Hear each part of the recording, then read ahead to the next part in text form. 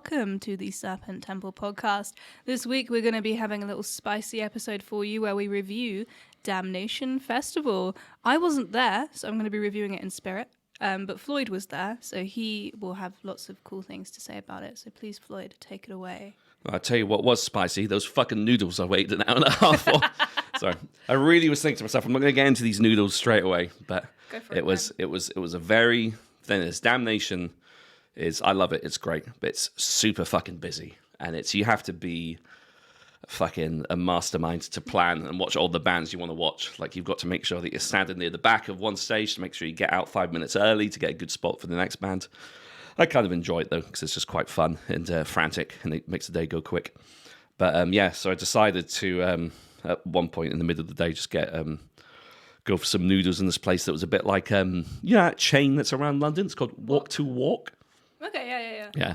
First time I ever went there, they were actually playing Pantera's song, Really? Walk as well, yeah. Walk. Yeah. Huh. See what they did there. It was a bit like that, so they're making it all fresh and stuff, but they were so backed up, and it was like an hour and a half. And we were just 45 minutes in. I was just like, we're not getting these noodles anytime soon, are we? I was like, no. And I was just like, this is fine, because Green Lung, unfortunately, pulled out.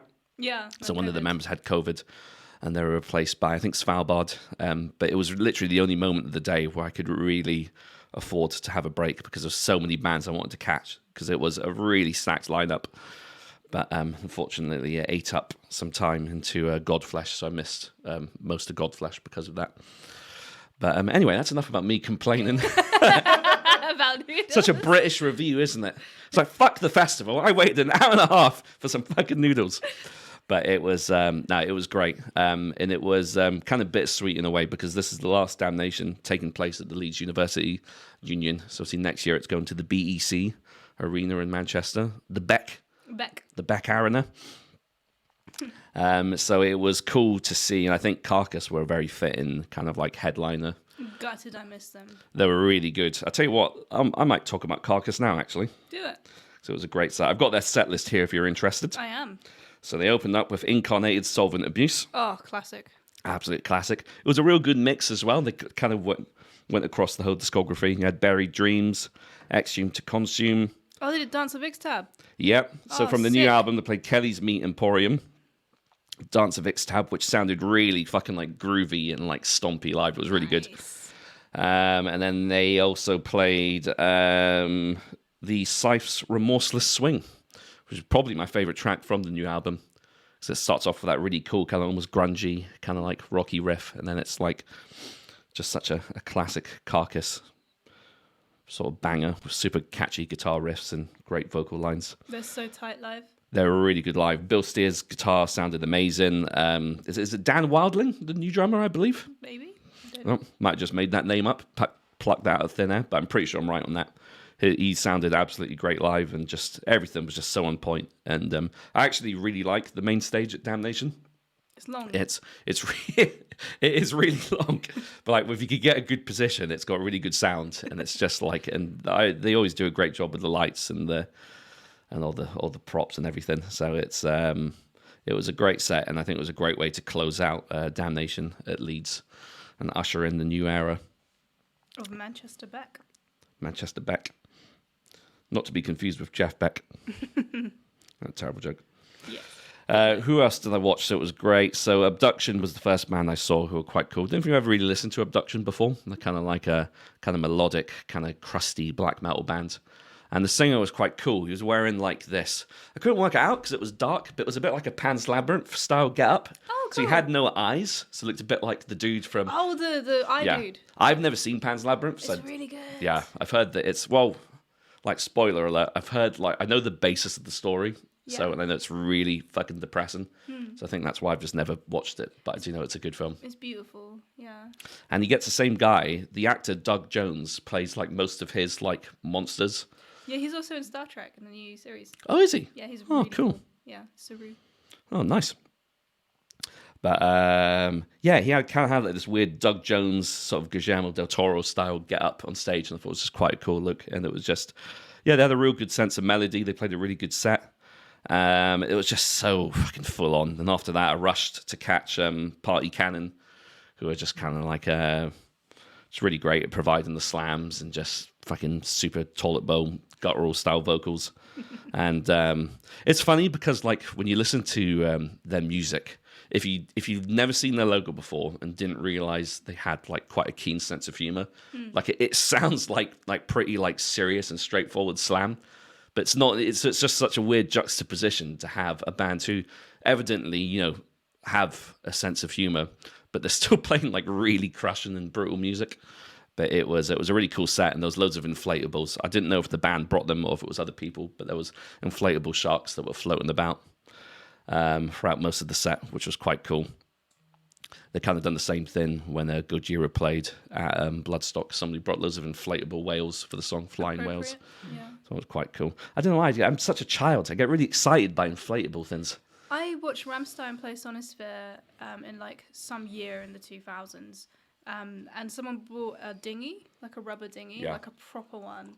And a mate of mine smuggled a pop-up tent in as well, so he was crowd surfing in a pop-up tent. Oh, no way. And then like there was a guy in the rubber dinghy, and it was just really cool. Like, sometimes, you know, it's cool to see people ride in the crowd. That reminds me, just the sentence "ride in the crowd." I don't know why. Such a child just amuses me. But it's that reminds me of during an Ailstorm set. Yeah. Sorry. Talking to problematic bands. But this was when they played at Bloodstock. I remember I wasn't like watching them because I've never been a big fan. But like I had fuck all else to do, and a lot of other people wanted to watch them, so I was kind of watching them from the side stage. So I was looking at the monitor, which was like their hard cam, which is what normally the footage they use for their live sets that they upload to YouTube. And there was someone crowd surfing in the rubber dinghy, and they got all the way to the front. And then they fucking stacked it and face planted just before they got over the barrier. And it was the funniest thing. And I keep thinking to myself, because you know how the YouTube algorithm is, like you watch one live set from something, you get recommended it for the rest of your life. And I must have watched one Bloodstock set, and I keep meaning I need to watch that Ailstorm set and sit through it and suffer through it just so I could see if that footage of that guy stacking it on the rubber dinghy is still on. But yeah, have a look. If you could find it, timestamp it and send it to me, please. We'll make a gif of it just for you. So it was. So one thing I want to talk about quickly with Damnation is they've kind of, I think, in the last few years, they've been making, I think, more of a concerted effort to do kind of like a Roadburn style thing with the stages and the curation of the bands on certain stages. I think that's always been an element as long as I've been going, but it seems a bit more prevalent now. So you've got the Cult Never Dies stage, which is kind of like the cult-y sort of black metal sort of stage. The Tone stage, which was formerly known as the Terrorizer stage, I believe, might be wrong on that, which is kind of like your death metal grind stage. And then you've got the main stage, which is just the bigger bands and has quite a good mix, generally speaking. And then you've got the Eyesore stage as well, which is kind of like your very Roadburn friendly, kind of like post-sludgy, sort of doomy, droney sort of bands. And each stage kind of has their own little flavour. I mean, I'm talking about this as if like it's not even being held in Leeds anymore, so it doesn't matter because you're not going to experience these stages again. But I do like how each stage has its own like little flavour. Yeah. Like, you know, the Cult Never Dies stages are really kind of like basement-y, sort of like really grimy, sort of almost Underworld-esque stage, whereas like the Tone stage is a bit more like kind of like a forum mid-tier stage. And we'll talk about the main stage as well, which is, I'm always jealous of the people that get seats on the upper level as well. That's the thing, I really would prefer to be up there. Yeah, because every time when it's like 12 at night, my legs are fried. I'm thinking, fuck, what have I got to do to get up to those seats there? But it's mainly, I know it's mainly band members or press and stuff. That you get up to. VIP, yeah. But I'd pay more money to sit up there. Same, yeah. Get such a good view as well. You do. It's so much better. You get to be above all the little people.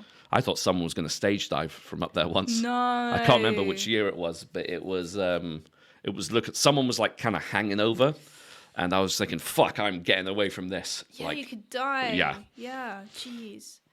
So it's like, just kind of reminds me of, like all that shit happening with Astral World. Yeah, Travis Scott.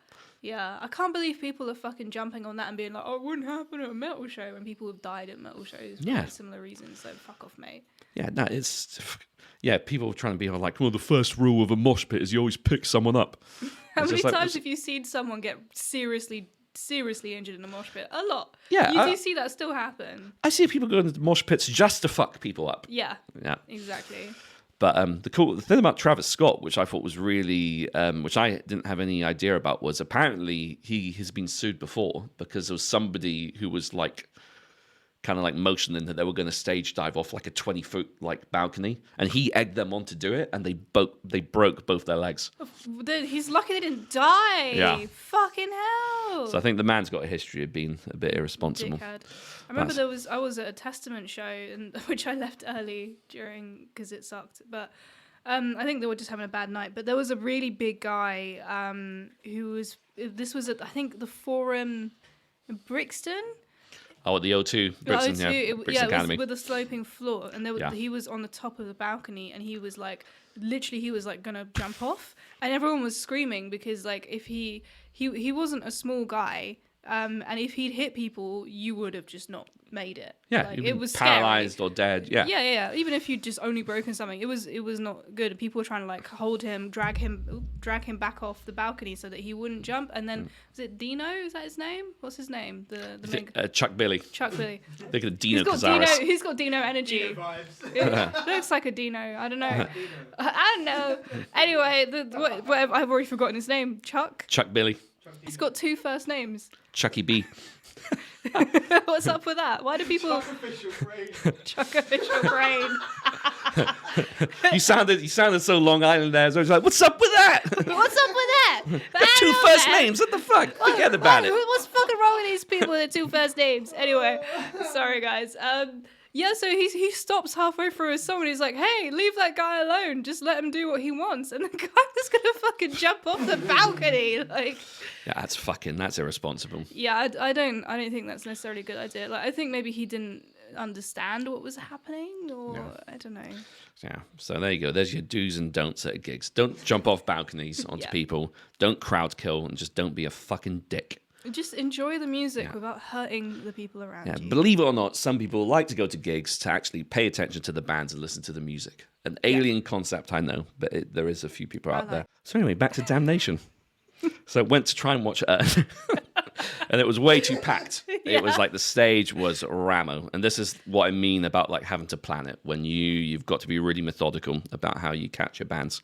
And unfortunately for me, they've done such a good job of booking this festival. There's so many bands that ran into each other, so I knew it was going to be a bit of a marathon. So I gave up and said, "There's no way I'm going to get a good spot on this stage." So easy for me to say. Get it. This is great. like a drum and bass MC. So I decided to give up on that and went to watch Man Must Die. Yes. Which was my personal set of the night. They're Scottish, right? They are from Glasgow, Scotland. Nice. I'm allowed to do that accent. You can do that accent, yeah. I could do that accent. They're from Glasgow, Scotland, and it was great. See, the thing about Man Must Die, which I really like, which I've always thought when I've listened to their music, they're kind of like a tech deathy version of Napalm Death. I'm a big Napalm Death fan, and they've just got like, because I've probably mentioned this on the podcast before, but like some death metal can be really lukewarm and it doesn't really sound aggressive. I think the irony is they try so hard to be brutal and super down-tuned and really guttural to the point where it just sounds really wet and it's just kind of shit. But so it was great to see a band who are like kind of techie but still really like aggressive and like energetic, and they've got a great sense of melody as well. Like they played like a few tracks across their catalogs, played Antisocial Network, which is basically about people becoming so consumed with their phones and sort of those devices. And it was funny because this was while I was filming it through my phone. I was like, oh shit. And then it played It Comes in Threes, which is a great track. And then they played a new track as well, which was called Bring Me the Head of the King, which was a single they released this year, which is a really good track. Definitely has that kind of tech death, Napalm Death style vibe. And they're really cool guys. I spoke to them after the set as well and bought a t-shirt off of them and just told them that I'd been wanting to catch them for a while because they're one of those bands that were prevalent around the early to mid 2000s. And the thing is, with like the UK death metal scene, it's good, but like I do think it gets overshadowed sometimes by its European and transatlantic counterparts and brethrens. I feel like America's got the monopoly on the big guys. Yeah, all the big guns. When you talk about the biggest death metal bands of all time, I mean, not only are they all from America, they're pretty much all from either Florida or New York. So yeah, I wonder what that's about. Something in the wall there.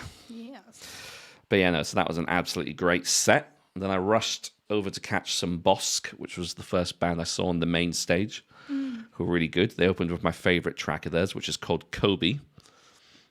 Not sure if it's named after the late, great Kobe Bryant, but it was never bothered researching that. But Bosk is like something to do with Star Wars, right? Is it?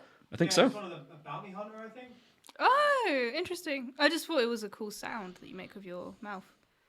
Like if you're Bosk. pretending to play the drums, you say Yeah. Bosk. Yeah.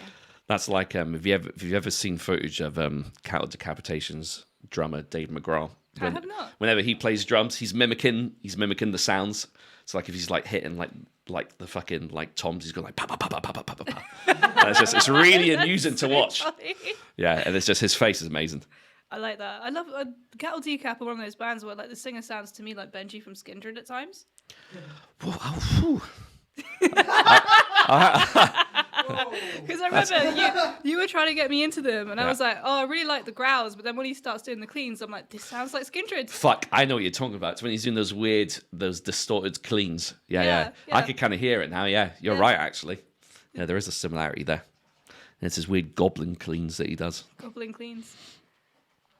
Well, that sounds like a Eastern European exercise, doesn't it? Like goblin cleans. Squat. Yeah.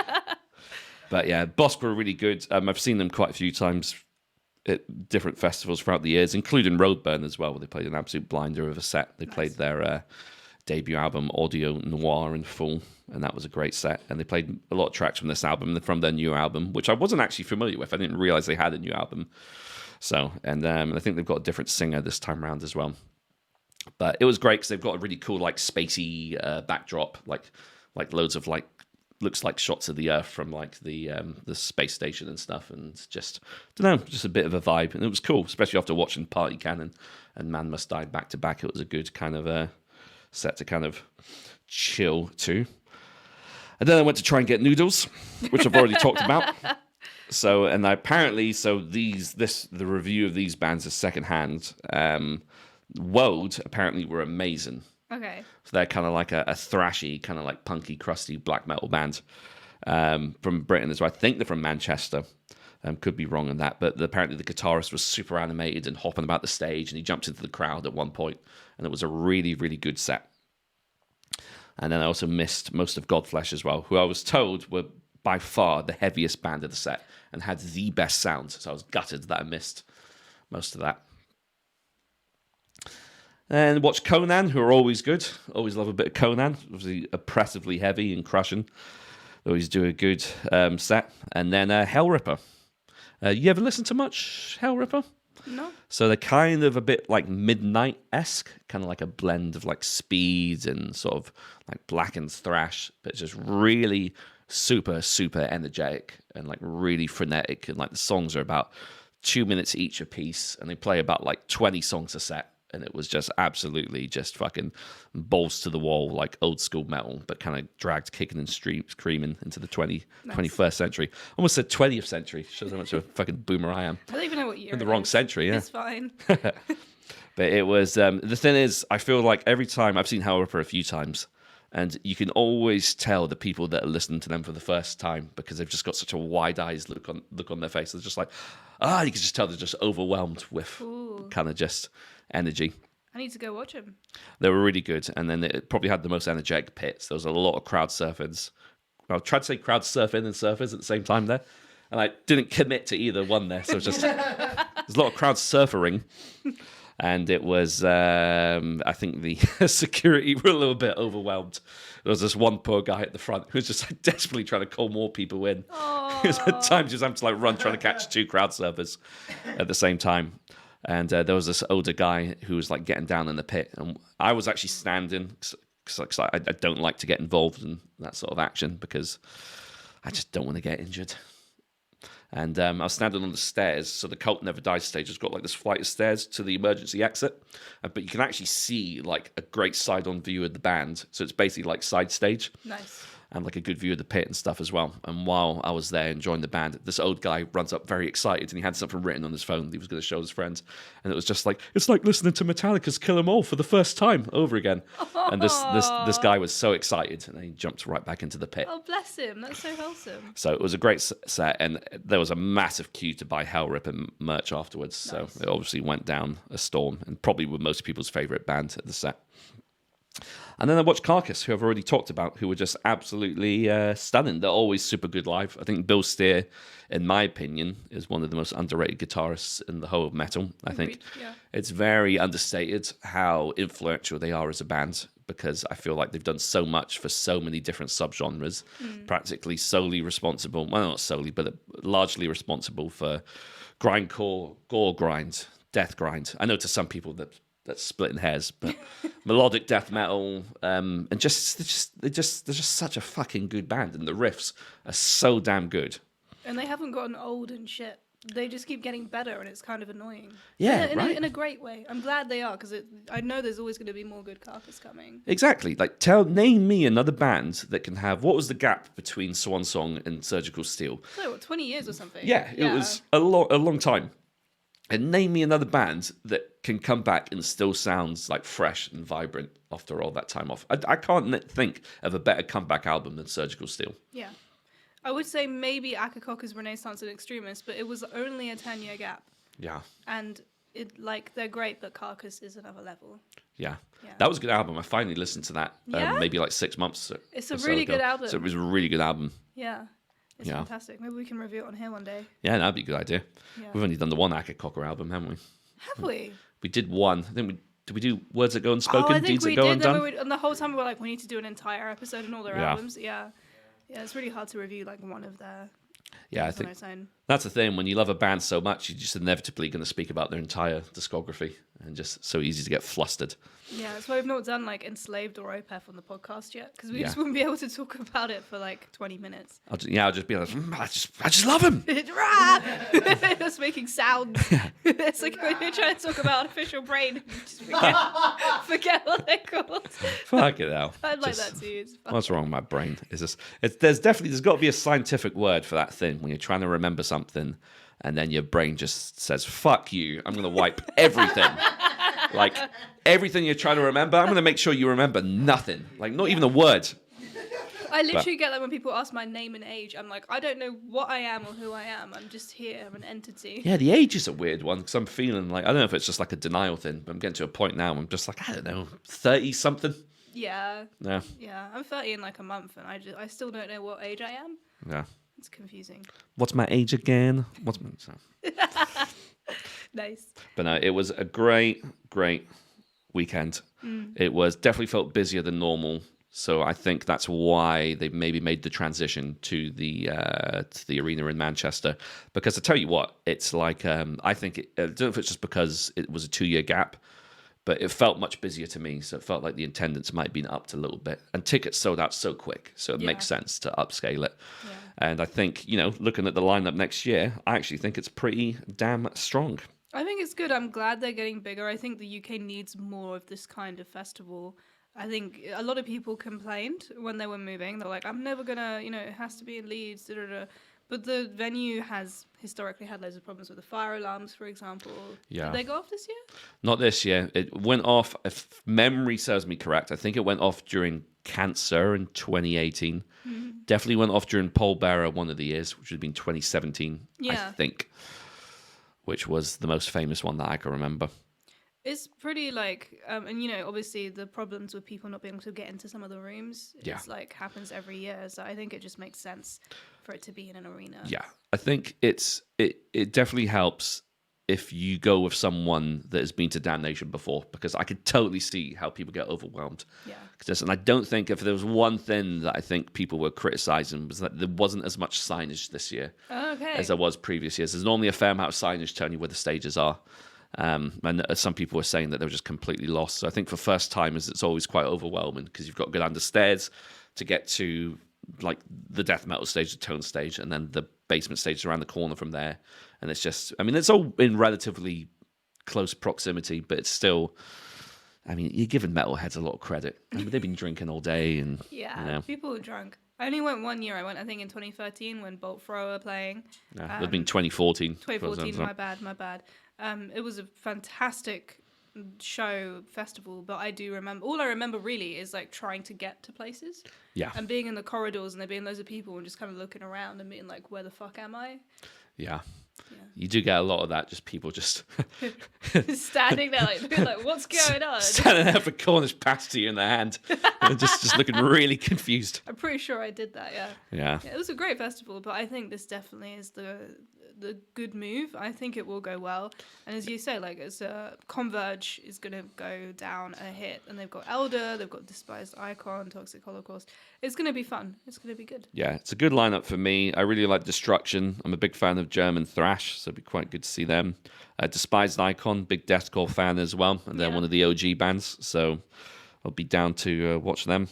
Paul Bearer, always great. I personally really like Paul Bearer. Toxic Holocaust, I've heard they're good. I've not actually listened to them much. I've not listened to them. They have a cool logo though. Yeah, it is actually a really cool logo, isn't it? Yeah, I'm just looking at it now. Ministry don't do much for me, but in the way that's kind of a good thing, because if you've got a headliner that doesn't do much for you, then I normally have quite good faith in Gav's booking, because he'll make sure that there's a band on at the same time who are more suited to a slightly different demographic from that band. I'd rather a festival where I don't like every single band. I'd rather, like, because it's kind of more stressful. I'm really lazy. I want to see like 3 or 4 bands. Yeah. I don't want to feel like I have to see like all 20. Yeah, it just becomes a bit of a chore. Yeah. I think, yeah. It's more stressful that way. It was a bit like that this year for me, because there were a lot of bands I wanted to see, and that's not really an indictment on the booking being bad. If anything, it's the opposite. Like, there was too many bands I wanted to see, and it was just like, fuck, this is going to be a long slog. Like, I'm a bit like you. I like, I've got like a breather in the middle of a few bands I'm not interested in. I could be like, okay, I could chill out for a bit, recharge my batteries, and then kind of reserve some energy for the headliner. Because I mean, the last band goes on at 11, so it doesn't finish until 12 or 12:30. So just a long day for me. I tend to go to sleep quite early most days. Same. I didn't go this year because I was sick, and I did spend the whole weekend going to bed at like 9 o'clock. Nice. Yeah, it was actually brilliant. And I did feel a little bit of FOMO, but at the same time, I got to read Brandon Sanderson in bed and just sleep for 12 hours. So Nice. yeah. You looking forward to the Wheel of Time TV show? Yes, I am. I'm so excited. I have so much faith. In like, if it goes on for more than 3 or 4 seasons, it's going to be fantastic, because the storyline is like definitely a 10-season storyline. Have you heard what people have been saying? What they've been saying? Saying like, oh, this is great. It's like the new Game of Thrones. No. I mean, I think what they mean is Game of Thrones is maybe a tiny bit like Wheel of Time. Yeah, I think that's what people were saying. Just like the Wheel of Time. If anything, Game of Thrones was inspired by that. Yeah, basically. A lot of stuff was inspired by Wheel of Time, including metal. I'm pretty sure that Blind Guardian have some Wheel of Time songs. They have a track called Wheel of Time. There you go. Yep, I'm not going to try and remember the album because my brain's just going to screw me over. But they do have a song called Wheel of Time, which is a good, nice, epic 10-minute track. Yeah. The Wheel of Time took what Tolkien did and made it like 10 times bigger. So, like, I know that there is a lot of exposition and world building in the Legendarium. There's a little bit less, like, language construction, but in terms of the actual storyline, it's fucking huge. Yeah. Because it's about 15,000 pages of plot. Nice. And it's good. I'll probably give the TV show a shot and then maybe read the book if it tickles me fancy. I think the books will always be better because they just can't fit everything into the TV series. I can't see them doing that. But I'm going to enjoy it. It's going to be fun. Cool. One thing I was saying, that this is a really awkward segue back into Damnation. Sorry. But I've never listened to Elder before. Oh, really? No.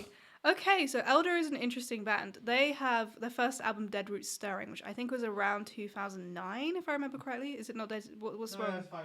What did I say wrong? You didn't say anything wrong. You mouthed something at me. No, I just said it's their best album. Oh, right, you're doing... Okay, this is literally the point I was going to make. Everyone... a lot of people are like... So Dead Roots Stirring is like a very raw album. They were literally like teenagers when they wrote it. It's really, really good. It's very raw. The production is super different.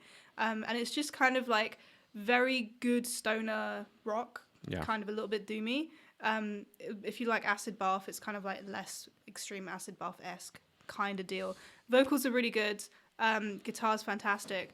And it's really kind of anthemic and catchy. And everyone kind of is like, oh, that's their best album. But then basically 10 years later, Elder came back with like a really technical, progressive, proggy really complex, interesting album with like loads of energy and interesting things that they're doing. Everything's like really well crafted and constructed, but everyone still focuses on Dead Root Stirring when that's like when they didn't know what they were doing album. Yeah, and yeah. since then they've kind of been developing their sound a lot and doing loads of like more increasingly progressive, more different, experimenting with their art and like art direction, which I really love. I think they're really underrated in their later work. They're kind of like Opeth in that respect. Yeah. Yeah.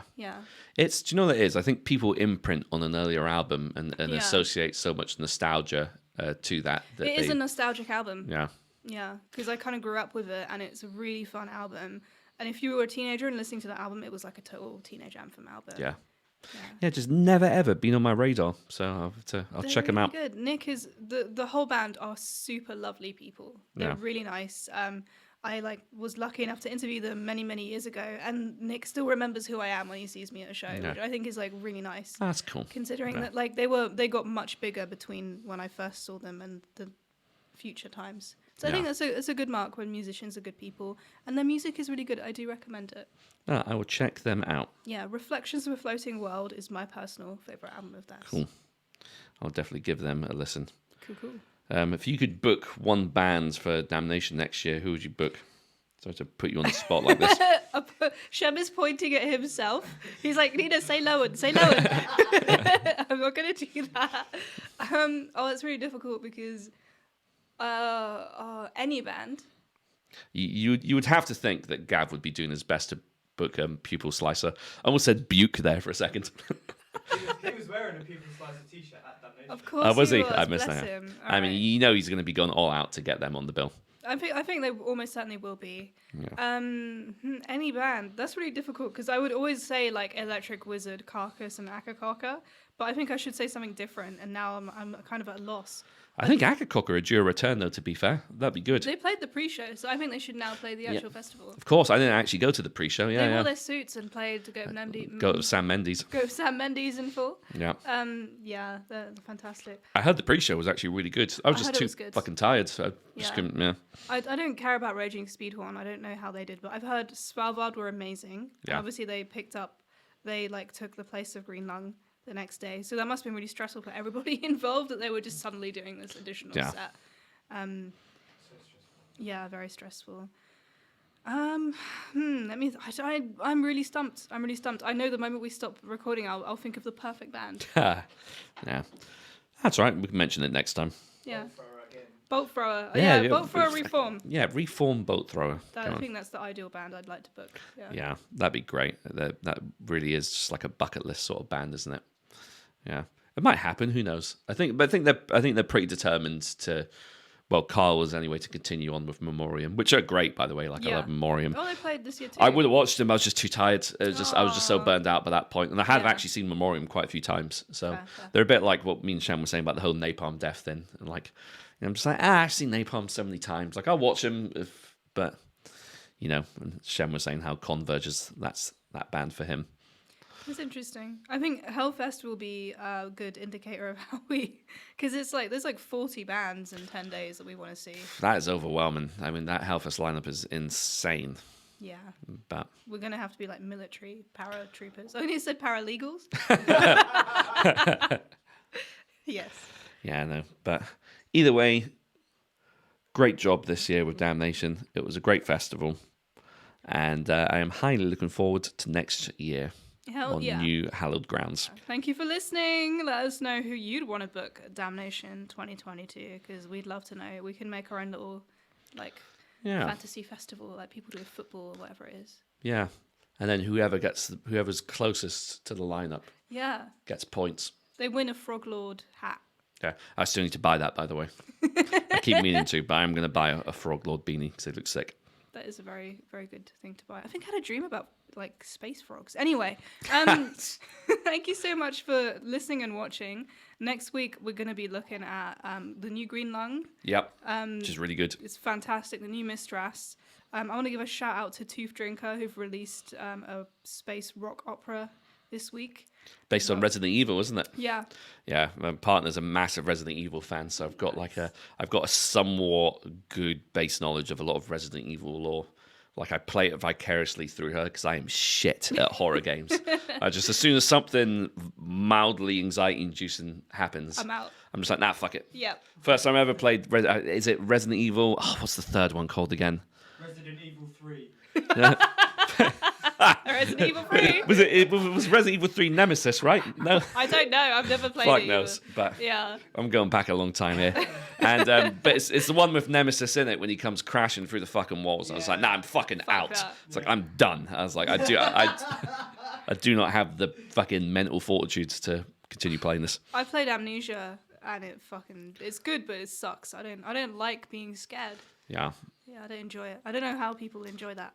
Do you ever see that game PT? It was played Silent it. Hill. I played it. I went around someone's house. They're a really lovely person. They were like, "Oh, you hate horror games. You should play this." And I was like, "Oh, okay." Thinking it was going to be nice. And I'm like walking through this fucking house. And there's a screaming bloody baby, and the woman's like running. Oh my god, no. There's a bit in the new Resident Evil game that's kind of similar to that. It's got a giant crawling baby, and it's giant babies are scary. It's fucking Why are babies intense. scary? Yeah, Oh my god. it's really scary. Yeah. Anyway, let's sign off for like the third time. Thank you so much for listening and watching to the Serpent Temple podcast. You can subscribe to us on YouTube, Spotify, iTunes, all the greatest hits. Feel free to leave a comment, tell us anything you like, confess your deepest sins, and we won't tell the police unless it's genuinely serious. Thank you so much, and goodbye. Until next time.